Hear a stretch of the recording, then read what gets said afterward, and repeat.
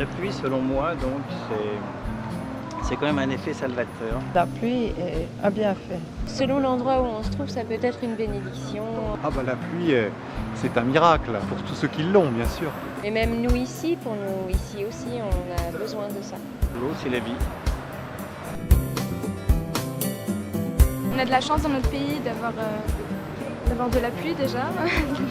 Parce que ça irrigue les plantes, ça irrigue les légumes qui poussent.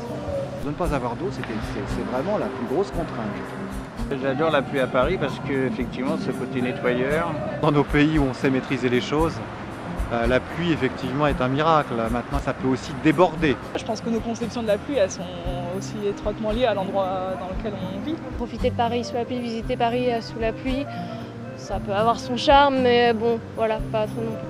Je préfère être de loin des expos extérieures que des expos dans un musée, enfin dans une galerie quelconque.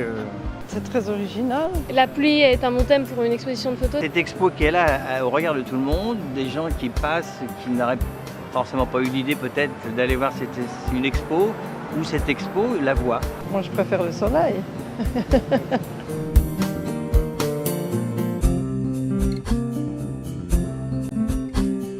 Pour moi, une bonne photo, il y a une seule sorte de bonne photo, celle qui raconte une histoire. Cette photo avec les pêcheurs, là, effectivement, c'est quelque chose d'étonnant, parce qu'on n'a pas l'habitude de voir ça. C'est quelque chose, c'est pas du chiquet, quoi. On peut pas mettre ça en scène, quoi. Ça raconte beaucoup de choses en un seul cliché. Je trouve que cette photo est originale. Cette photo me dit que si on a un parapluie, on peut aller n'importe où.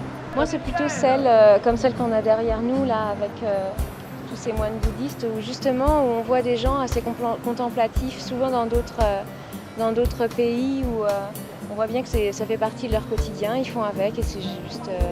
elles sont belles. Moi, je trouve ces photos où on voit vraiment la façon de vivre des gens avec cet élément, où on n'a pas le choix, justement, c'est comme ça. Elle prête à sourire, elle est mignonne, ce tout petit enfant avec une immense feuille qui est presque aussi grande que lui. C'est un instantané que j'adore, vraiment. Il y a ce côté naturel, c'est vraiment l'instantané par lui-même.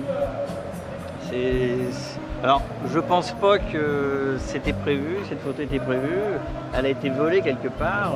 C'est ce qui fait sa richesse, je pense. Je connaissais pas le SIAP. J'ai vu par qui c'était organisé quand j'ai vu les affiches, mais j'avais pas vu. Je connaissais pas. Ah, le SIAP, oui, je connais de nom, oui. Alors, effectivement, il y a des explications. Si on prend le temps de lire ce que c'est que la SIAP, on sait ce que c'est. Le côté utile et indispensable qu'elle fait. Donc maintenant, je saurai à quoi correspond le SIAP et voilà, j'aurai appris quelque chose aujourd'hui.